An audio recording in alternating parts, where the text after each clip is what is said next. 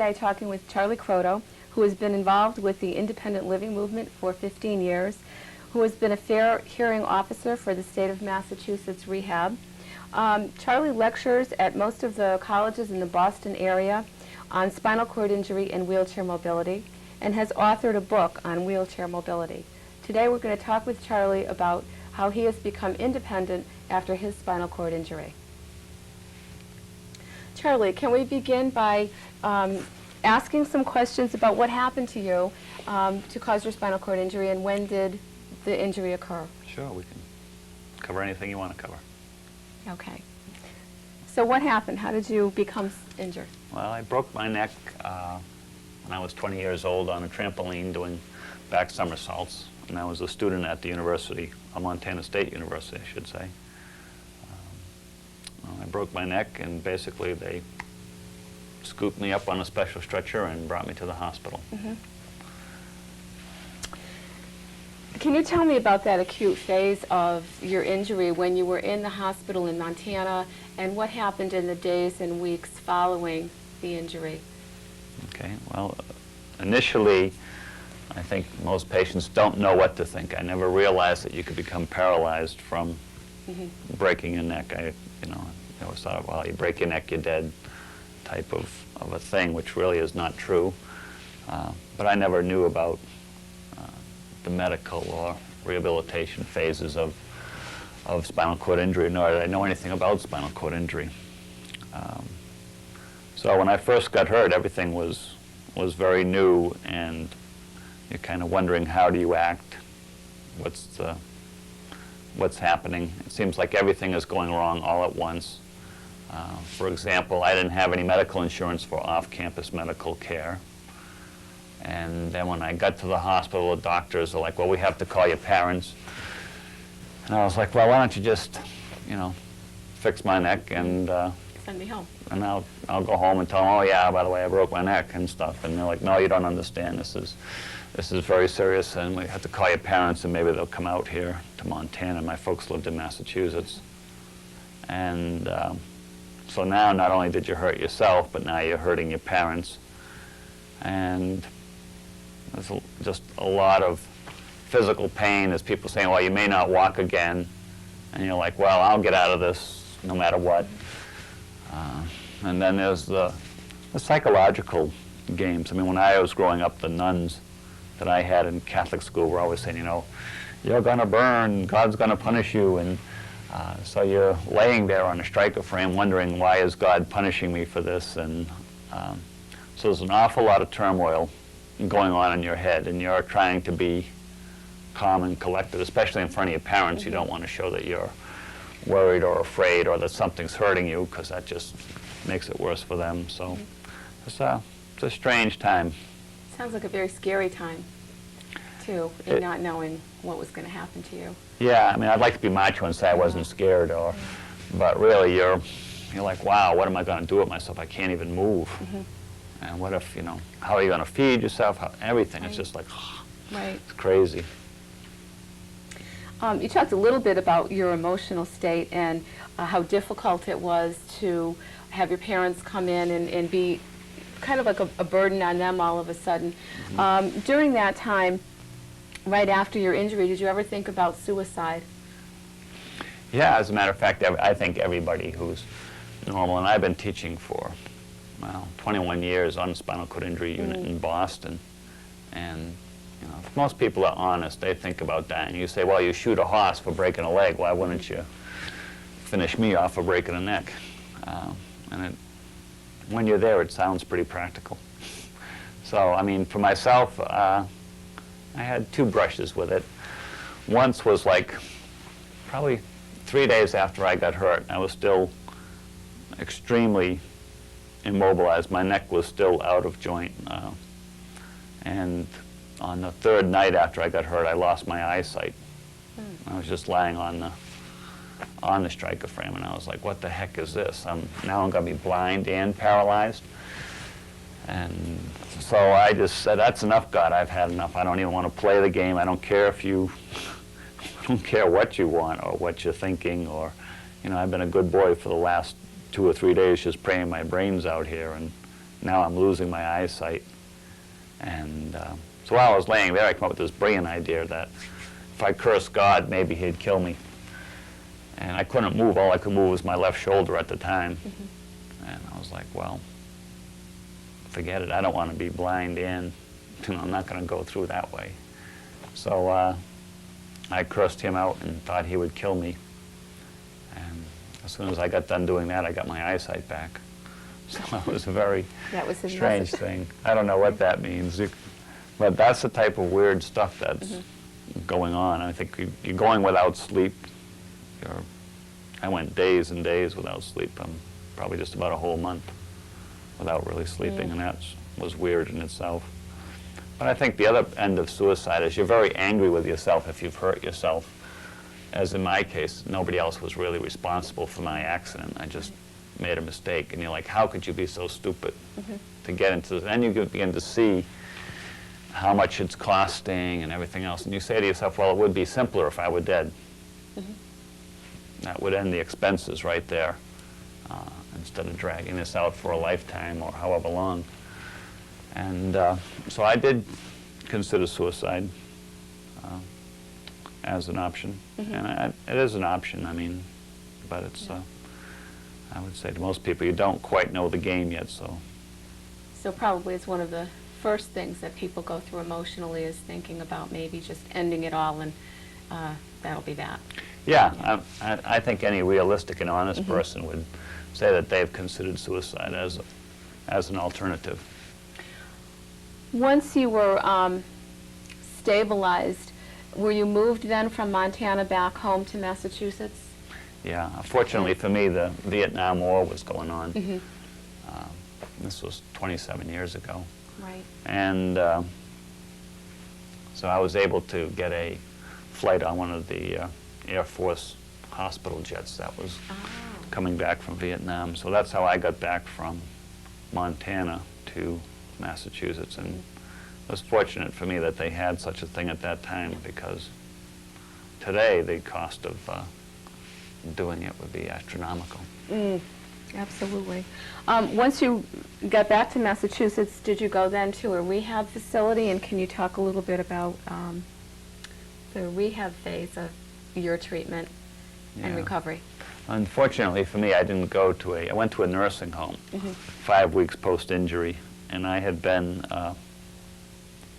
about 4 or 5 weeks without sleeping.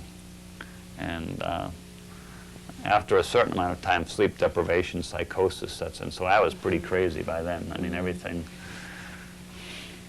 meant something. Like 3 was the kingdom of God, or 3 was the key to the kingdom of God. And everybody's name had letters. Like my name begins Charles with 3, so C was 3, and you divide the total of your name by 3, and it was just weird. Strange time to be going through. But I went to a nursing home where I lasted for 2 days before they shipped me out, and it was absolutely wild. I mean, I can remember my roommates didn't want me in the same room, so they dragged me out into the nurses' foyer. Yeah. And I can remember yelling up and down the hall, "Hey, everybody, turn on your lights or I won't shut up." And I could see up and down all the 4 corridors of this room. And eventually everybody's light was on in the entire floor. And the nurse was behind at her desk crying away, and I was like, "Are you having a baby? If you're having a baby, you have to breathe this way." And I was totally out of it. Totally out of it. So from there? From there they sent me to City Hospital in Worcester, which was... Another big mistake. Oh, that was the pits. That was my tour of hell. That was really tough sliding. I didn't like that place at all, and the care was absolutely horrendous. I had gotten great care in Montana, and then coming to Worcester, I was still on a striker frame, which is, is just a straight, flat pad, and they turn it every 2 hours. And they wouldn't. I'd say, "Boy, my back is burning. Can you turn me over?" And they would, "Just take it easy, Mr. Croteau. The next shift is coming on in 15 minutes, and they'll get you." And I was going hours on end without. So they weren't following through at the hospital? Not at all, and I never what you needed. Really saw my doctor there, and it was really terrible. And then they started giving me drugs because they thought I was a drug addict. Oh. which wasn't the case at all. And Yeah, so they yeah. started giving me Demerol, and that really made things crazy. Then I was hallucinating big time, and that was really wild. Yeah, and eventually I had one of my brothers stop them from giving me some drugs. I remember my oldest brother said, "Joe, they're giving me drugs and it's making me crazy." And he just asked the nurse not to give me the drugs. After she and I had had a little confrontation, she said she wasn't going to do it anyways. And so the next time I woke up, then my mind was clear and I was Yeah. pretty much as normal as I am now, Aha. which is questionable. So then from there, you went to a rehab facility in Boston? Yes, yes. Fortunately there, I got transferred against the doctor's orders in Worcester. I went to Boston University Spinal Cord Injury Unit, which was Where you should have been to begin with. Yeah. it saved my life. It really was day and night. It was. I got wonderful care there, and it really made a world of difference. So that's when you really entered the rehab phase, when you finally were at a facility that was capable of working with you in your particular injury. Yeah, yeah. That was really the true rehab phase, which was about 2 months after I got gotten hurt. I spent 5 weeks in Montana and 3 in Worcester.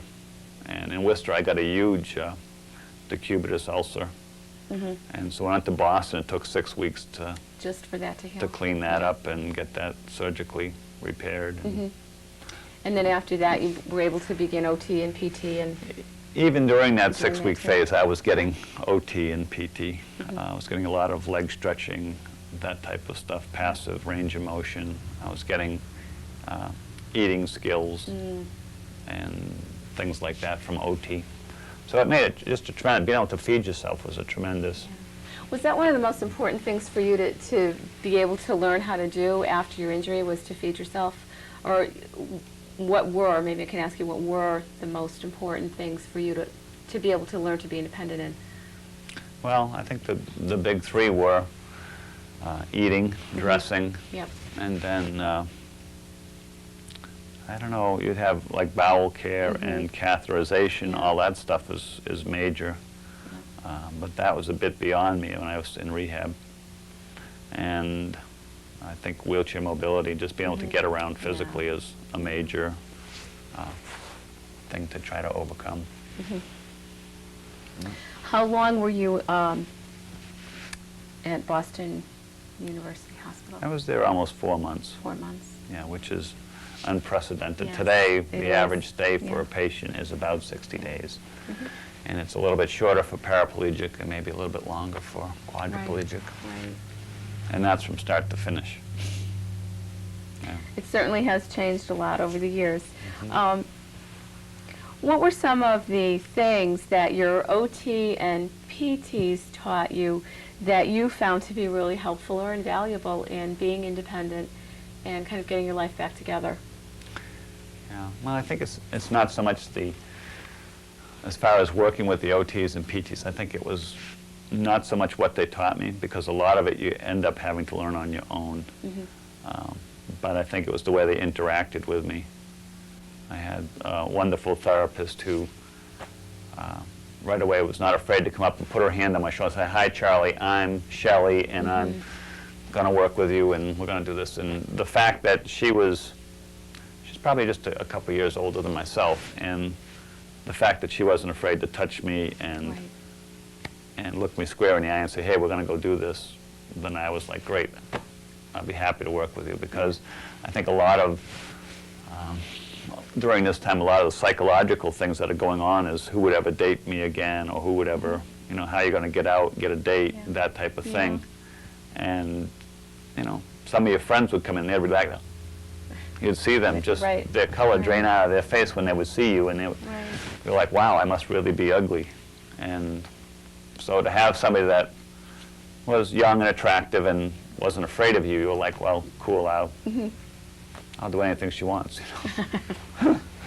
So it was more the relationship that evolved between you and your therapist that helped you to overcome parts of your injury and feel like you wanted to become more independent. Definitely. And I think the I mean, you're getting dressed, it's an embarrassing thing in a way. It's like, well, okay, let's forget the embarrassment, let's Right. work on getting dressed, let's work Right. on doing this. And it's a frustrating time, but you can still have fun, laugh about it. When things are gonna go wrong, you can just laugh about it instead of being, just getting frustrated and you're crying about it. Right. So their attitude makes a big, big difference. If they're upbeat and able to goof around, it makes life much better for yourself also. You talked a little bit about after the injury, feeling like, well, who's going to want to go out with me, date me, your relationships with friends and that. Can you give us a little bit more about dating, working, your sexuality and that kind of thing? That might be helpful to people watching the video. Sure. I mean, I think dating is much easier for men than it is for women. First of all, I think women are much more accepting of a man's disability or something than men are of women. Men kind of like, they fall in love instantly. They're like, oh, I'm in love, and they'll do anything for that person. Yeah. Whereas women kind of take their time and say, oh, well, he's a nice guy, and you know, maybe this could work out. So I think I'm fortunate to be a man in that situation. Not that there aren't women with spinal cord injuries that do date, get married, have children. Right. They do all of that. As far as the, just from an anatomical or the anatomy part of sexuality, I think most of the quadriplegics are fairly good as far as being able to get erections and that type of thing. And now, today, there are so many drugs out yeah. that can help people, but the people that have the most problem are the lower paraplegics, the T12, L1, that get hurt in that area. Right. They seem to have the most problem with that type of stuff. So I think the higher your injury per se, the better off you are as far as sexual functioning on the man's part. I don't know that much about the woman's part of it. It's, you know. And what about working after your spinal cord injury? Or maybe we should back up a little bit at this point and talk about motivation and how you became remotivated to kind of redirect your life in a way that would work for you in a wheelchair. And then with that, what kinds of jobs you kind of thought you'd be interested in, and how you make your living and that kind of thing. Okay. Well, as far as motivation goes, my expression is keep your mind full and your bowels empty. And I tell that to most of my patients that I still work with. And keeping your mind full is so important. When I first got hurt, I didn't know what to do with myself. I was a college student. Yeah. I did go back to college immediately, but I was taking up other things like photography and got into wheelchair basketball, got into wheelchair racing, where I met you. Yes. And just a number of things, anything to keep yourself active and with something to do, a reason to get up. The hardest thing is probably just getting out of bed in the morning. You have to have a reason to get out of bed. And work, I think work is extremely important. You have to have a function in life, something that you're contributing to the fabric of society. You have to do something with yourself. For me, it became teaching other people with spinal cord injuries. It became, I was very involved with the independent living movement. We had the third IL center in the country and worked on getting PCA care for people who needed it, worked on transportation. So I was very involved in all of that type of stuff, which kept my mind sharp and didn't give me time to become depressed or wallow around and say, oh, poor me. It sounds like you really embraced what happened to you and said, okay, this is where I'm at in life, and so I'm going to move on from here and do what I can do. Well, it wasn't quite that simple. No.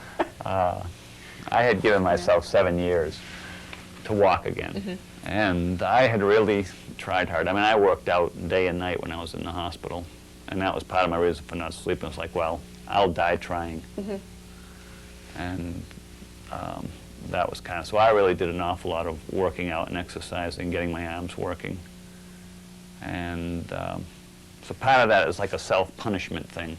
When I was wheeling up hills, I would just keep wheeling when I would be tired. Like, I said, no, 10 more feet, you rat, you know. And so I kept pushing myself that way, even though it was painful, but it just was like a self-punishment thing. But after 7 years, when I had walked on braces and things, which was, for a C6 quadriplegic was pretty good. Yeah. But it's not walking, you're just hopping and swinging through. And Right. I had just to swing through gates, so what? It was much too dangerous too. I mean, just doing that was non-functional. I couldn't do anything else but swing walk. through. Yeah. Yeah. You know, as far as putting on a shirt or trying to do something, forget it. Yeah. You know, my whole task was involved in that. So the wheelchair is much more efficient for me than anything trying with walking. But I went back to work as soon as I could, just to get a little money, and so that worked out well. I worked in the independent living movement for quite a while, and eventually was the executive director of a place. Then I broke my hip in an accident, and so after that I quit working full-time and became a hearing officer for the state. So working part-time I love much better than working full-time, and the teaching end of it I love. I love teaching and lecturing at the colleges, and so I think I've kind of found my niche in life, and things are going okay. Great. Do you have any parting advice for spinal cord injured individuals or therapists who might be watching this video? Well, I think the ADL skills that you're about to see are only a good starting point. They're not written in stone, and you can certainly change them or take a piece of one, take part of another, and so I would say feel free to use what you can and then adapt what doesn't work and change it. I think the biggest thing for therapists to realize is that you are working with other human beings, and to you know, it should be a relationship where both of you are learning something new. And you know, the way I do things is not necessarily the way that some other quadriplegic or paraplegic would do it, and it's just a starting point. So take the tips. If you can use them, great. Might save you some time and trouble. At least it gives you some ideas of what to start with, instead of just, oh, what am I going to do with this patient? You can try a few things. So I would say, as far as parting advice, try it, see what happens, and be flexible. Okay. Right. Well, on that note, let's take a look at some of the different ADL activities that you've mastered, and show those to those watching the video. Okay.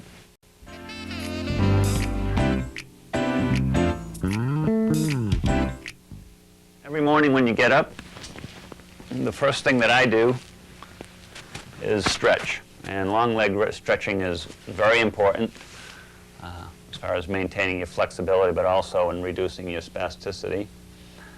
So what I basically do is wake up, and a lot of times I'll just put my pillow right over here in the front and lay down on my legs and just stretch.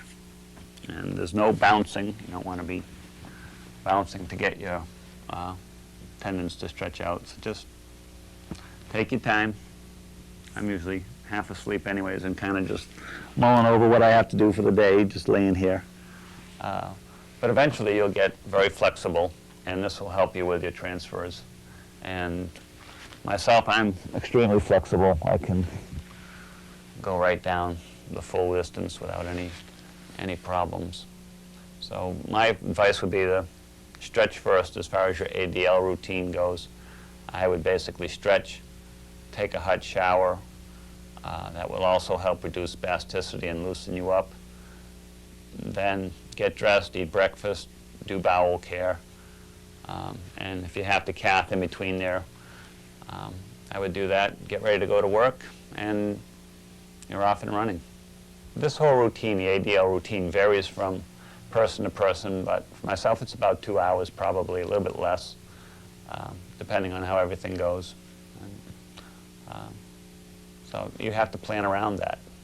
If you have to be to work for 8, you have to get up at least at 5:30 or so to make it there for 8.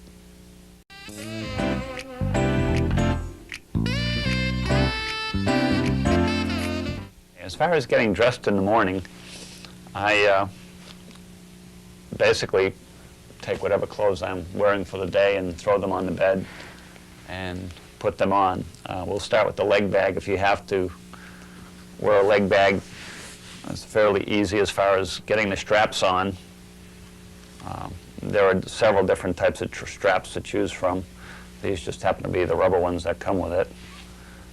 And you can see you can just pull on them by doing this. It may take a little while to get used to this technique, but stretching it out is not that hard to do. And I just put the drainage valve up underneath the strap. And generally tuck the straps in so they won't be hanging out. Try to be a little bit discreet about that. And as far as pants go, there are all kinds of pants. You can wear any kind of pants you really want to. This type of pants happen to be made by a company called Gramici, and Eastern Mountain Sports, IRS, all sell similar pants with a sewn-in belt that's you can tighten up with just one pull. As far as putting the pants on, I stick my hands inside of them, and I'm using my wrist to hold them open, and basically just throw them over your feet. Get each foot going down inside the right leg that it belongs in. And then I basically pick my leg up off and pull the pants underneath a little bit to get them started. And the same for the left. Once that's done, basically just pull the pants up by hooking your wrist in them and pulling them up. It's a fairly simple thing. You need to get your feet through each leg. And then, as far as pulling them over your clothing or over your hips, which is really the tougher part, I basically just the same wrist technique and turn to the side and pull it up. And then you can just grab the side of your bed and do the same way. You can use your wheelchair, which I generally just use my wheelchair because it's here. Pull yourself up, and that's it. Now, as far as doing the belt, that's just a simple matter of I just lock it between my two fingers and push against it with this hand to give it some traction and pull them up. And that's basically all there is to that. As far as shoes and socks go, socks are a little more complicated. They took me a while to learn how to do. But basically, and these are fairly stretchy socks that I have, I'll stick my thumbs inside of them now instead of your wrist and use your thumbs to hook them outwards. And if you're having problems holding on to them, you can just put a little dab of saliva. You know, don't be too squeamish. That'll help the sock to stick to your thumbs much better. And then to gain a purchase on it, you're pushing with your, I don't know, your lats or your triceps, not your triceps, but your biceps and pectoral muscles, there's the word, pushing that against to hold it so that you're getting, otherwise it won't just come up. And the same thing, you can pull it right up. As far as putting a shoe on, these are loafers. I also brought, you can wear sneakers. I wear sneakers with the simple Velcro over them. Or if I'm going swimming, I use a dive boot with a zipper on the side. And you want to make sure to protect your feet. Don't go around without putting protection on your toes. One cut on your toe can lead to a long time in curing it because your circulation is not very good in your lower extremities. But basically I just put it on snug, and then you can just push it up from the heel and wiggle it back and forth until it goes on. And that's pretty much as far as it goes, as far as getting your shoes on and off. It's a fairly simple routine.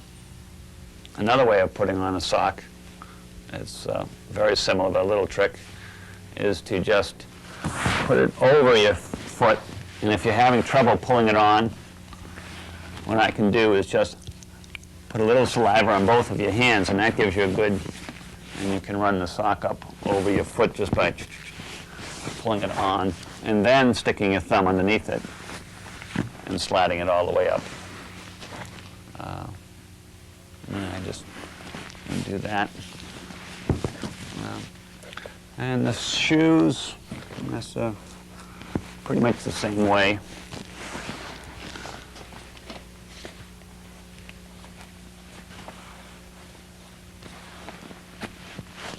There we go. As far as sneakers go or that type of thing, I don't know that we need any Converse flyers or anything that will make you jump higher. I just use a simple shoe with a Velcro top on it, and you can just pull it over. And they work great for knocking around. It gives your toes some protection.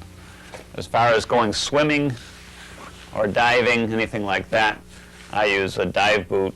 It's 1/4-inch rubber with a sole on the bottom, and it's got a zipper on the side, and I just put a little loop on it and shimmy it on and put it up. But this will give you a lot of protection while you're swimming, because if you're dragging your feet while you're swimming, you're asking for trouble. And so always keep your feet protected, as it's a hard area to heal if you do get injuries there. As far as putting shirts on, I usually use pullover shirts.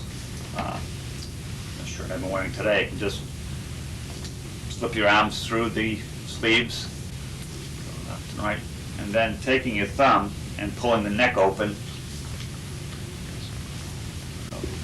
and slide it down with your hands.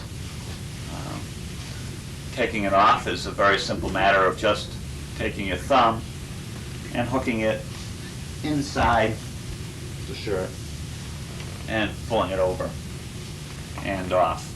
So if you're gonna go to work or get dressed up, then just put my arms through first and then hook my thumb in the back of it. And basically pull it over your head and work it down. Now, the tricky part comes with doing the buttons and putting on a tie. For doing buttons, I use a button hook, which is one of the few adaptive pieces of equipment that I use. To use it, it's fairly simple.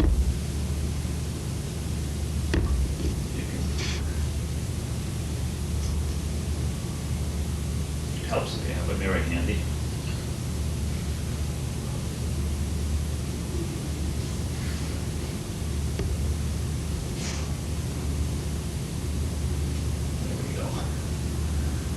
Then for ties, I've just started going with these clip-on ties. They have some fairly good quality ones that you can buy nowadays.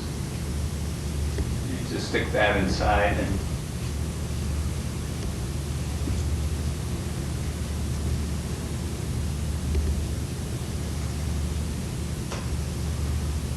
then clip it.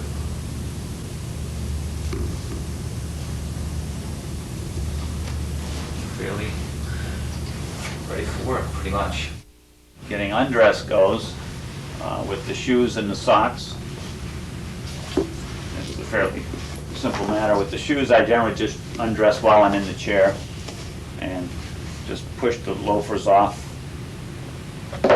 And then getting the socks off, very just a simple matter of sticking your fingers underneath and sliding them off. I'm going to take off both shoes first. Okay.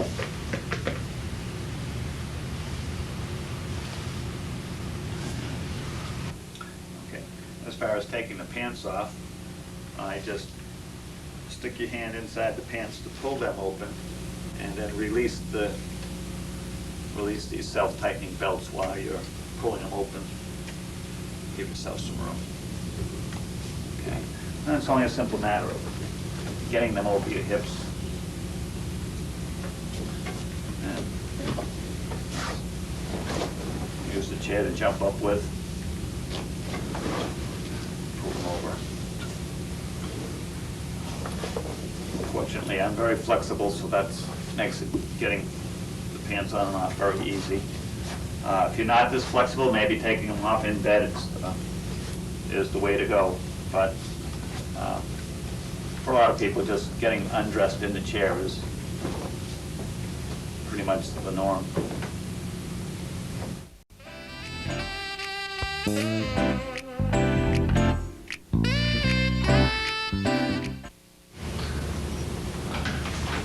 Brushing your teeth is relatively simple.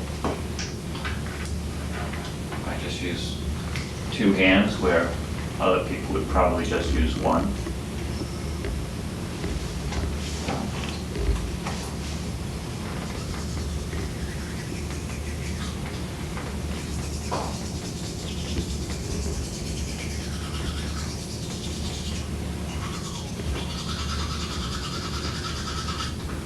That's about all there is to, you get the idea.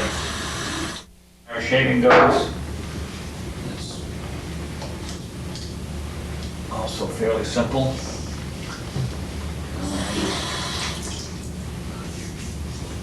Wet your face down. Put a little dab of shaving cream on your face.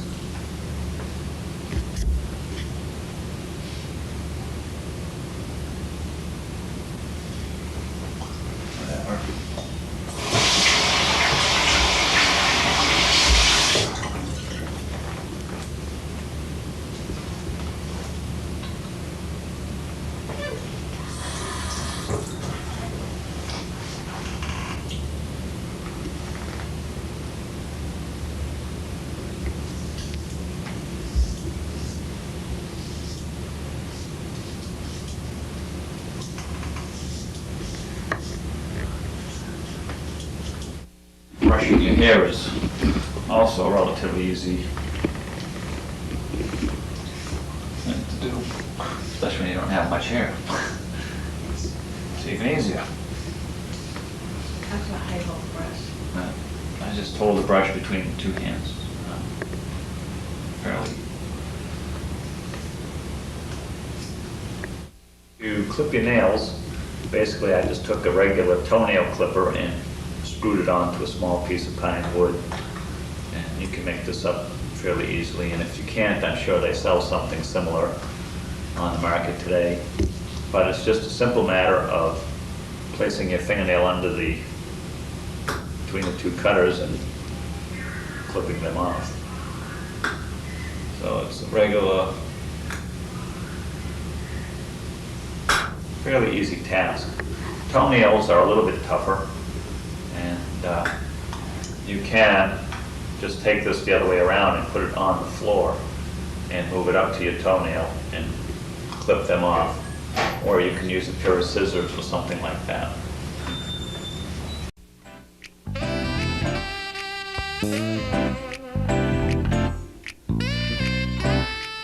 Eating is one of the primary functions in life that you'll definitely want to learn how to eat without adaptation if possible.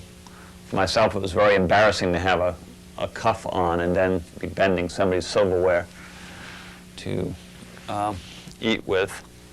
We're going to do just a few simple things here. One banana. Peeling a banana is regularly, just hold it against your chest and between the two fingers, and then pull up, and you basically can peel your banana fairly easily that way. If you do have trouble, I mean, you can use your teeth to peel a banana. So, I mean, I'm not too delicate about it. If you want to be a fashion show, then that's one thing. But sandwiches are always good. And picking them up, I just use one finger to kind of get it underneath there. When it comes to using a fork, we just happen to have a plastic one today, but you can pick them up several ways. One is to put your hand on it over here and then slide it between your fingers if you need to. Or you can drag it to the edge of the table and pick it up between your fingers. I mean, there are a number of ways. Whatever works, works. But the basic idea between a fork is you want the front end of it to be heavier than the back end, and it will balance in your hand just by its own friction against your upper finger and your lower finger. To pick up things, you can stick it in easily enough, or you can, if you have to jab it in, you can use your other hand to jab it in, and that works equally as well. But the main thing is when you want to balance this thing, you do not have to hold on to it, as you can see. It's just a balancing act. One little trick that you may want to consider if you're a quadriplegic is carrying a knife with you. What I do is keep one knife clipped on the bottom of my chair. There's a little clip that allows it to clip on the bottom of the chair. And this is called an easy out knife. It's made by Gerber if you need it, or there are several of them. Spinal makes one and Buck makes one. But to pull the blade out, which is usually the hardest thing with any jackknife, this is just a matter of pinching it between your finger and thumb against your chest, pulling in with your biceps, and then opening it up. If that's too much, you can actually open the same knife with your mouth if you need to, just with your lips. It's that easy. So, and if you had to, you could just put it in your mouth and open it with your lips. Fairly easy to, but very convenient to have around. There's all kinds of plastic wrappers and things that you need to get through during the day. Another little trick, if you want, is instead of clipping it underneath your chair, you can simply put it in the pocket if you have one on a Roho cushion, or just sew yourself one on there. Out of sight and very handy to get to it. As far as using a knife, again, a very simple matter. Picking it up, you can slide it to the edge of the table. You can use two hands or one. But basically, I would say put it between two fingers, because this will give you more down pressure as far as pushing on it. And if you need more pressure than that, you can use your other hand and simply push down with it. If you're cutting something like steak, you may need to use two hands, one to hold the object, so you can just pin it with your other hand and then draw the knife across it to cut. So you can get the idea.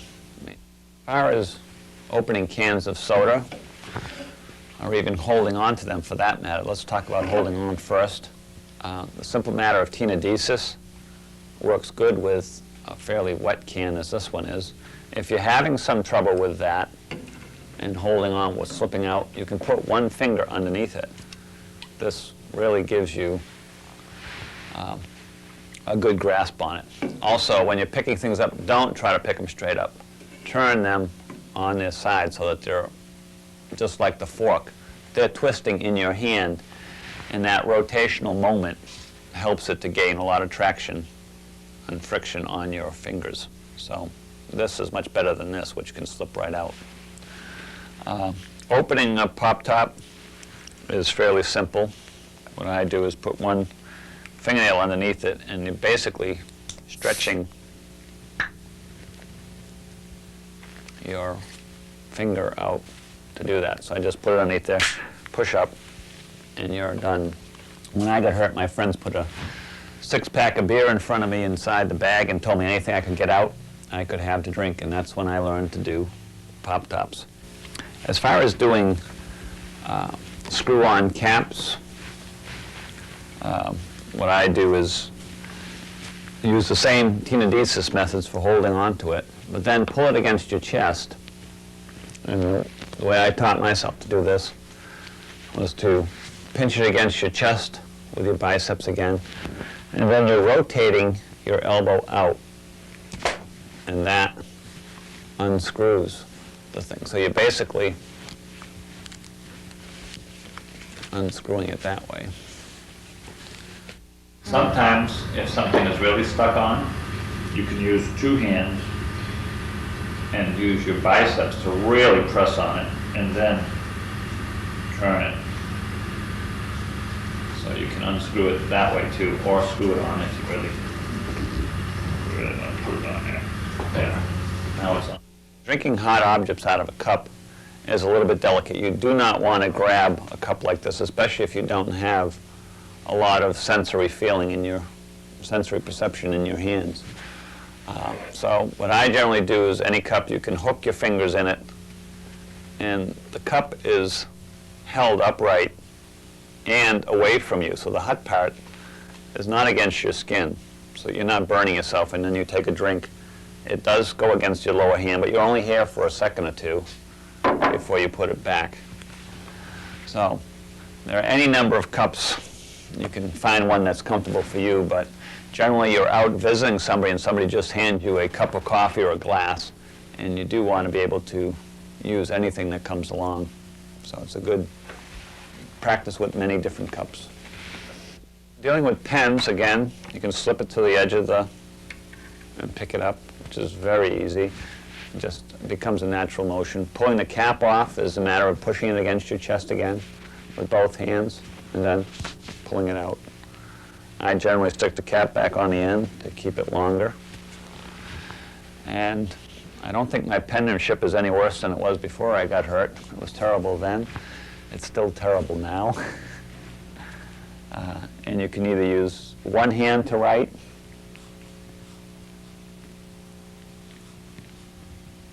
or if you need more pressure, you can put two hands on it, and then go a little bit darker. And anyway, that works. If I'm using a pencil or a ballpoint pen, I don't have any hand grasps to hold on to it, so if I put pressure on it, it slides out. So when I use a pencil or a ballpoint pen, I generally just use two hands to do this, to write, and it works fine. When it comes time for picking up small flat objects, such as coins, again, it's awful hard to get enough tenodesis to pick this flat coin up. What I generally do is bring it to the edge of the table, and then you've got it. Larger coins, no problems.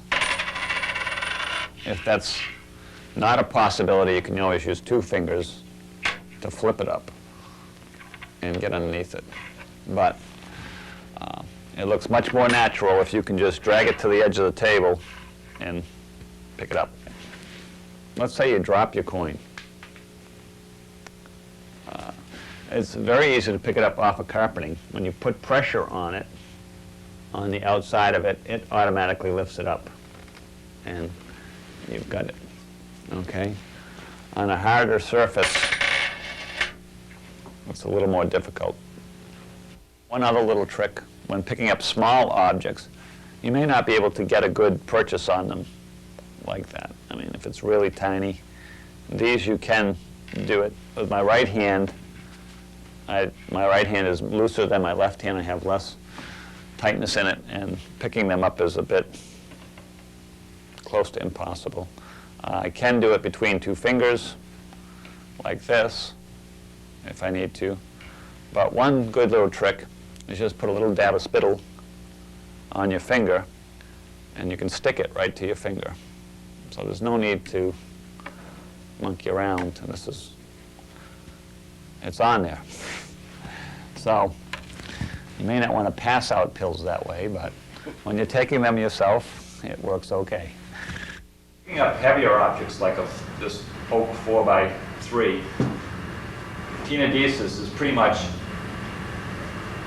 out of the question. The only real way to pick it up is to balance it. And if you just turn it on its side, then you can hold it fairly well by doing that. If it has notches in it, you can stick a finger under that notch and it will work fairly well. Or you can go back to the old method of putting one finger underneath it. So there are a number of ways to handle heavy objects, but by and large, balancing it is the really only good way to really handle with it. Eventually you're going to drop things on the floor. One of the tougher things to pick up is a book. So picking up a book is relatively easy if you get it right. I put my arm on the back of the chair, and then I generally just slide the book up and stand it upright. And again, you can put a little slab between your middle finger or so, stick it between the pages, and then you're using this to balance the book. And it's really stuck in there fairly good. If you can see how that is working. I won't go into the full mechanics of it, but try it. It's simple. When you pick up something like a phone book, you'll be glad you learned how to do that one.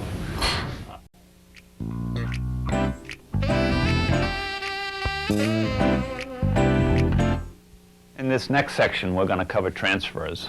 And we're going to start with the sliding board, which would be the natural progression of things. We go from sliding board to no sliding board, and hopefully from there to floor to chair, or chair to floor. With the sliding board, most people basically get it under their leg and move forward in the chair. And I can tell you it wasn't this easy when I first started. I used to spray a little pledge on the board to make it nice and slippery so I could slip right across in one move. But most people arch their backs and raise their head and getting to this position before sliding over. And that's great. That's really the way it's meant to work. So that's a standard sliding board maneuver. Get up, arch your body, and then slide in. But transferring without the sliding board, you need to get your head way down. So you're using, my left arm here is one point of fulcrum and my right arm is the other. And my legs are actually the third part. What I'm going to do is just put my head way down and then lift. And that's kind of the slow motion end of it. If you were to jump out on the normal, you would just really kind of throw yourself forward and jump in. So that's how you transfer without the sliding board. But getting people to put their head way down is the hard part. And it may not be comfortable for them to do that, but that's really the secret of good transfers. One transfer that you eventually will want to learn is the floor to chair transfer. And if you can do it unassisted, so much the better. One safety tip for your skin's sake is I would suggest that you put your cushion on the floor before you jump out of the chair, which is a good way to ensure the safety of your skin.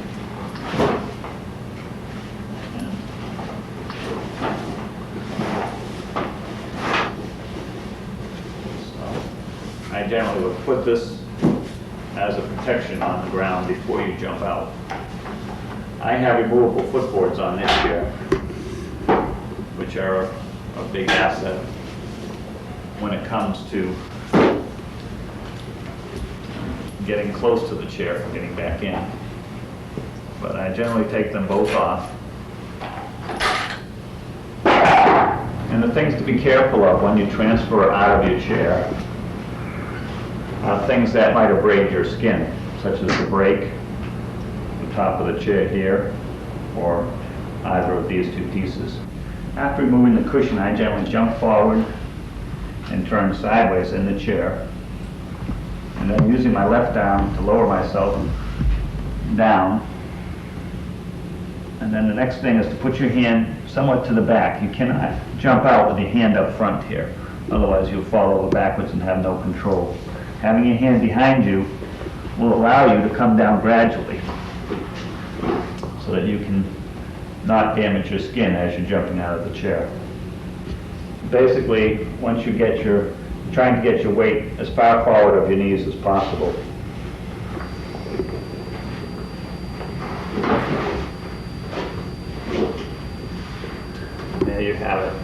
it back in again.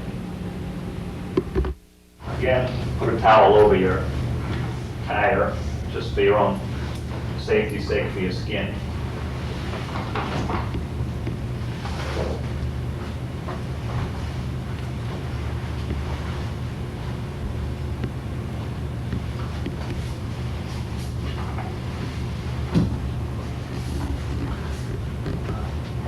Showering is pretty simple. You can have a handheld wand like this, or you can have a fixed head. It's not a big deal as long as you get wet and scrub around and clean everything up pretty well. One trick that I do is that when I'm in here, I pull my legs back quite a ways so that I can stretch my heel cords while I'm taking a shower. So I generally pull my legs back quite a ways to stretch the heel cords out.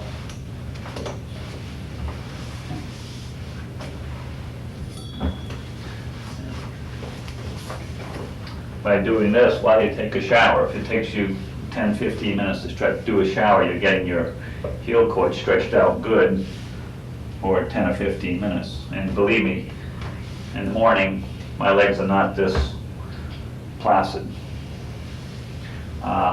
After you finish your shower, drying off is a very simple thing. You can pretty much do that without a problem. One thing that I generally do is just put my towel on the side of the tub for drying the bottom of my feet, and then put my feet on top of it. And that dries the bottom of your feet before you even get out, and you can dry your feet off. And then I put both feet out eventually before transferring back into my chair.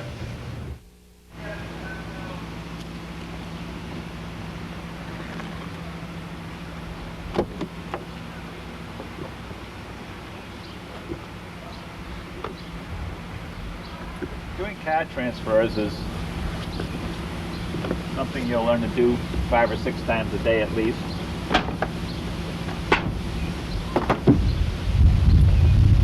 My truck being a 4-wheel drive is a little higher than a normal car. With cars I generally use a 2-door car and throw my chair in the back seat. But on this truck I throw my chair in the front seat. And again I jump to the front of the chair, bend one leg, and just push down, and that makes your rear end up in the air. Put my legs in,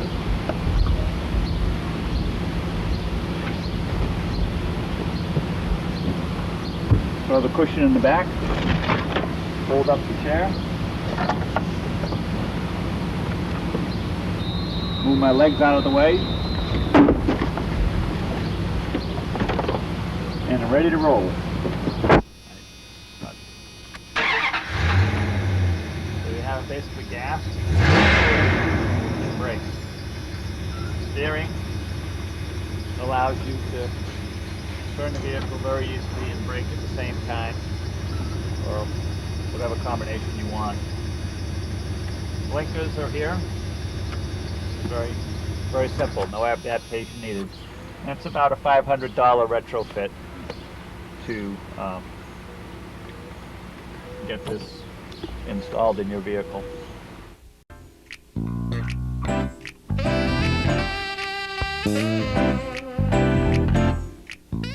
This section we're going to cover some of the minor travel tips that may be helpful to your patients in the future. The first time you travel, you'll probably travel with 3 suitcases and your mother. And after a while, you decide that you need to kind of eliminate some of the stuff. I've seen people bring everything from wheeling commode chairs, shower chairs, to who knows what else. One of the best travel tips that I have is to carry everything with you that you're really going to need. When I travel with my scuba club to go to different third world countries, a little backpack that I carry on the back of my wheelchair. And this has in it pretty much anything essential that I will need. the most essential thing that you probably won't be able to get in a third world country is a raised toilet seat. So in here, I carry a raised toilet seat. And along with that, you might want to take any, this fits right in there.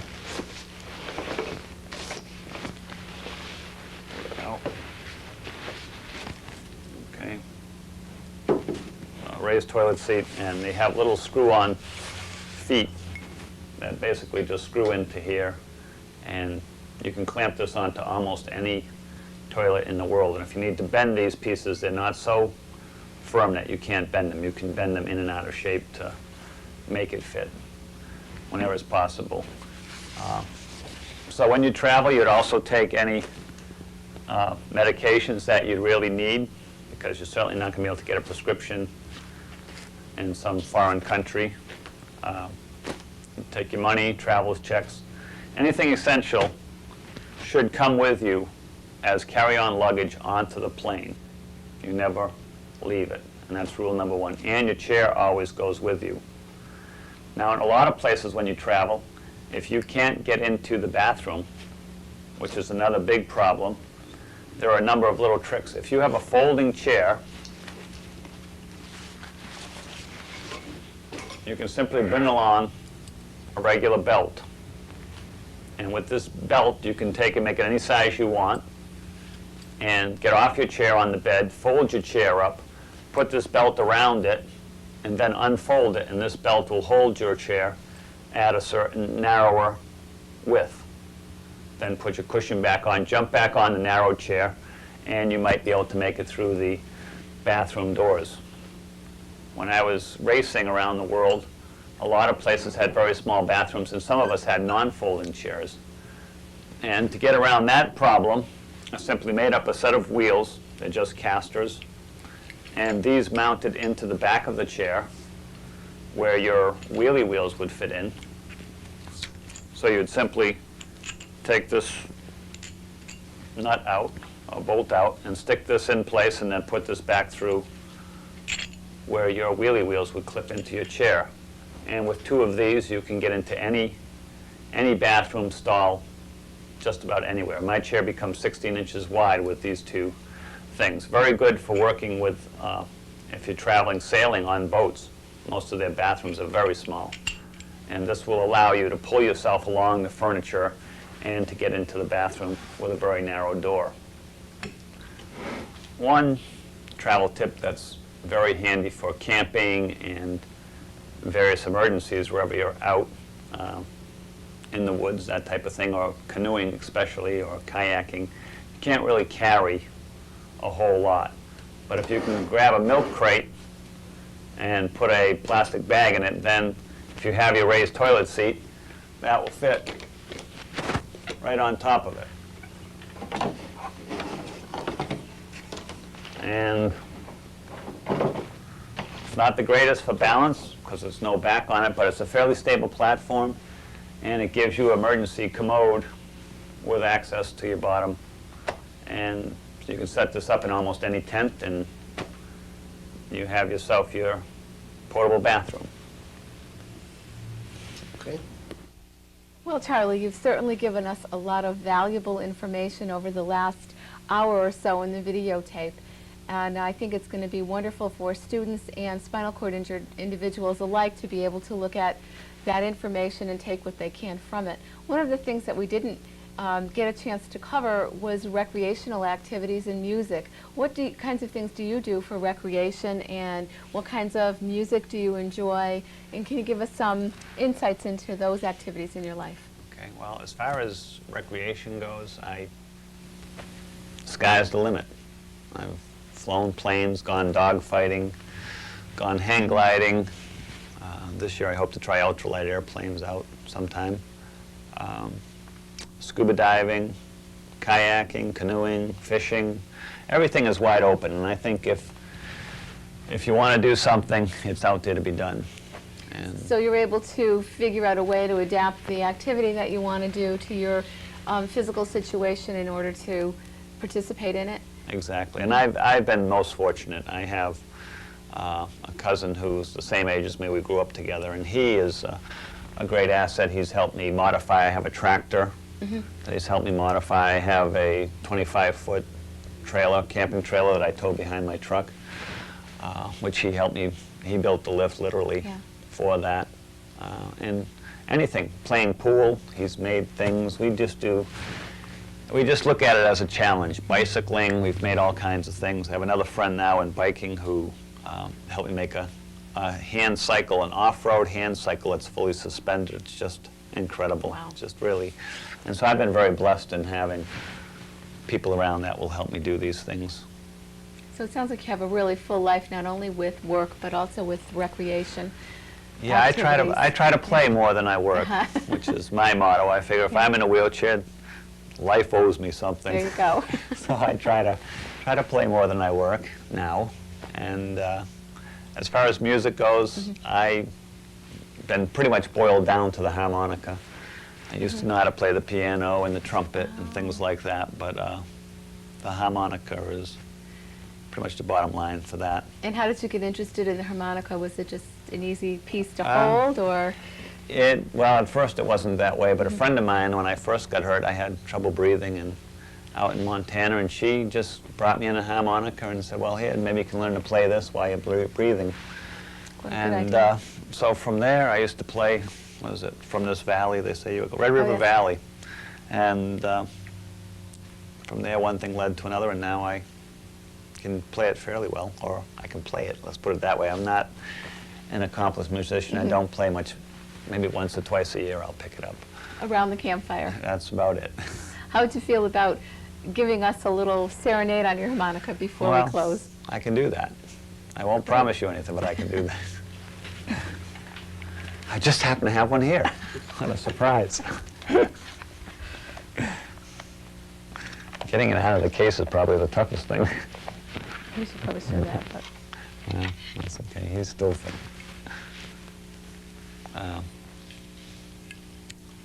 I'll just play something like Camptown Races, I think. Okay. Something simple and quick.